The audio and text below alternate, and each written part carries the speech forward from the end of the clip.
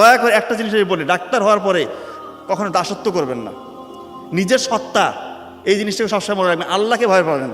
যে জিনিসটা হয় বাংলাদেশের বেশিরভাগ ডাক্তারই ভালো, গুটি কয়েক ডাক্তার বিভিন্ন ফার্মাসিউটিক্যাল কোম্পানির কাছে বিক্রি হয়ে যায়, এই জিনিসটা করবেন না।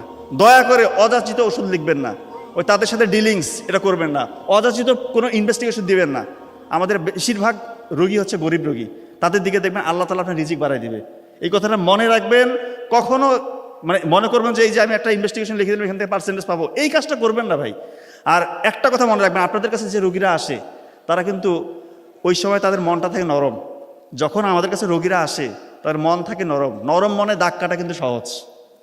তো আপনি অ্যাজ এ মুসলিম, আমি এই অ্যাসপেক্ট থেকে যদি চিন্তা করি, আপনি যখন ওষুধটা লিখতেছেন, সকালের ওষুধটা যদি আপনি বলে দেন যে ফজরের নামাজের পর খাবেন, দুপুরেরটা জোহরের নামাজের পর খাবেন, রাতের ওষুধটা বলেন এশার নামাজের পর খাবেন, ও কিন্তু মনে করবে যে নামাজের সাথে মনে একটা সম্পর্ক, আপনার দাওয়াতি কাজও কিন্তু হয়ে গেল।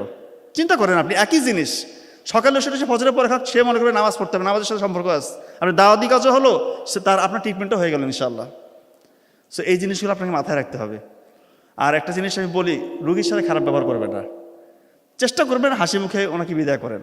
হাসি মুখে কথা বলেন, দুইটা কথা বলেন, গায়ে হাত দিয়ে একটু কথা বলেন, রুগীটা খুশি হয়ে যাবে। কিচ্ছু চায় না, রুগীরা অত বেশি চায় না আমাদের।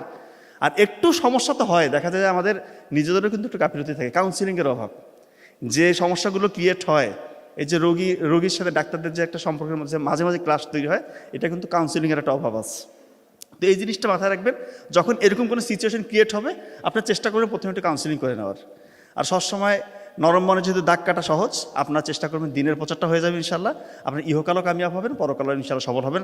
আমি কথা বাড়াবো না, আপনাদের সবার জন্য শুভকামনা থাকলো। আমার বড় ভাই ডক্টর নাবিল বক্তব্য রাখবেন, আমার জন্য দোয়া রাখবেন। আসসালামু আলাইকুম।